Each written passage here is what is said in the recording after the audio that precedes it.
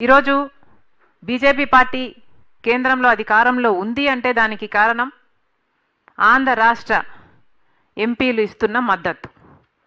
అంటే తెలుగుదేశం పార్టీ అయితేనేమి, జనసేన అయితేనేమి, అన్అఫీషియల్గా వైసీపీ అయితేనేమి, ఇలా అందరూ బీజేపీని ఎత్తి పట్టుకున్నారు. ఈరోజు బీజేపీ పార్టీ అధికారంలో ఉంది అంటే దానికి కారణం ఆంధ్రప్రదేశ్లో ఎన్నికైన ఈ ఎంపీలే. ఆఖరికి మొన్న రాజ్యసభలో కూడా చూసాం, ఆర్ఎస్ఎస్ క్యాండిడేట్ ఎన్నికయ్యాడు అంటే దానికి కారణం కూడా ఆంధ్ర రాష్ట్ర ఎంపీలందరూ.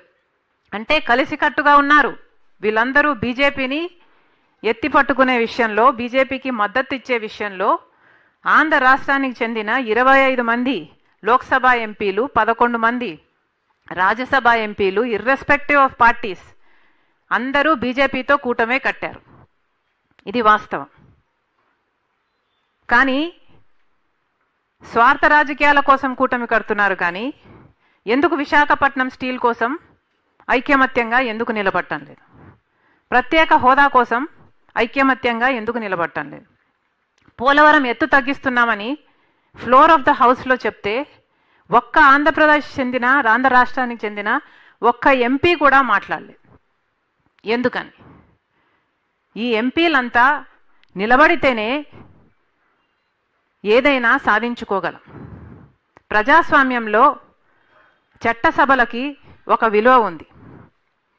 ఉన్న నాయకులకు చట్టసభలకు వెళ్ళడమే మానేస్తే ఇక చట్టసభలకు వాళ్ళకి ఎన్నికై ఏమి లాభం ఉంది? చట్టసభలకు వెళ్ళాలి, ఫ్లోర్ ఆఫ్ ద హౌస్లో కొట్లాడాలి, మన రాష్ట్రానికి రావాల్సిన మేలును సాధించుకోవాలి. ఈరోజు విశాఖపట్నం స్టీల్కు సంబంధించి ఇందాక అన్నగారు చెప్పినట్టు ఆ భూముల విలువ దాదాపు 20,000 ఎకరాల భూమి ఉంది. ఆ భూముల విలువ 4 లక్షల కోట్లు లేదా 5 లక్షల కోట్లు విలువ చేస్తుంది. అందుకోసమే మోడీ గారు ఆపరేషన్ సైలెంట్ కిల్లింగ్ అనేది మొదలుపెట్టారు విశాఖపట్నం స్టీల్ మీద. మొత్తం అంతా కుట్రలో భాగమే.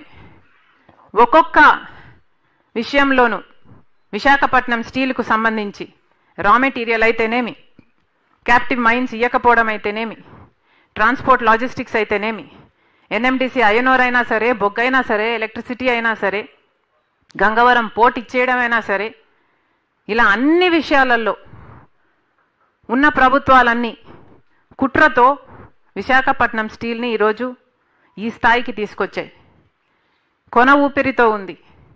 ఇప్పటికీ కూడా 2021లో DIPAM, department of investment and public asset management వాళ్ళు చాలా స్పష్టంగా 100% డిస్ఇన్వెస్ట్మెంట్ చేస్తాము, ఇది మా నిర్ణయము అని చెప్పిన తర్వాత కూడా ఈ ఎంపీలలో ఏ ఒక్కరూ కూడా పార్లమెంటులో ఉద్యమించలేదు.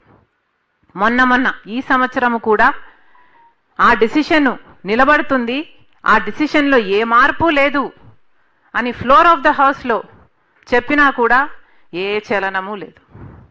మరి ఏదైనా ఎలా సాధించుకోగలం? ఎన్నికైన నాయకులకు ఉండాలి. మేము ఎందుకు ఎన్నికయ్యాం, మమ్మల్ని ఎవరు ఎంపిక చేశారు, మేము ఎందుకున్నాం ఇక్కడ అని చిత్తశుద్ధితో వాళ్ళు పని చేయకపోతే ప్రజలు మాత్రం ఏం చేయగలరు? ఇప్పటికీ ప్రత్యేక హోదా వచ్చునుంటే మన రాష్ట్రం ఎక్కడో ఉండు. కానీ అధికారంలోకి వచ్చిన ప్రతి ఒక్కరూ వాళ్ళ స్వార్థ రాజకీయాల కోసం బీజేపీ పార్టీకి లొంగిపోయారు. ఇప్పుడు ఈ స్థితి. కనీసం ఒక రాజధాని ఉందా అంటే అది కూడా లేని పరిస్థితి. మరి ఎలా బ్రతకాలి? మన బిడ్డలకు ఉద్యోగాలు ఎలా రావాలి? అందుకే కాంగ్రెస్ పార్టీ ప్రతిపాదన చేస్తుంది, ఫ్లోర్ ఆఫ్ ద హౌస్లో వివిధ పార్టీలకు చెందిన అందరూ ఎంపీలు కూడా విశాఖ స్టీల్ కోసం ఉద్యమం చేయాలి. ఇది కాంగ్రెస్ పార్టీ డిమాండ్ చేస్తుంది.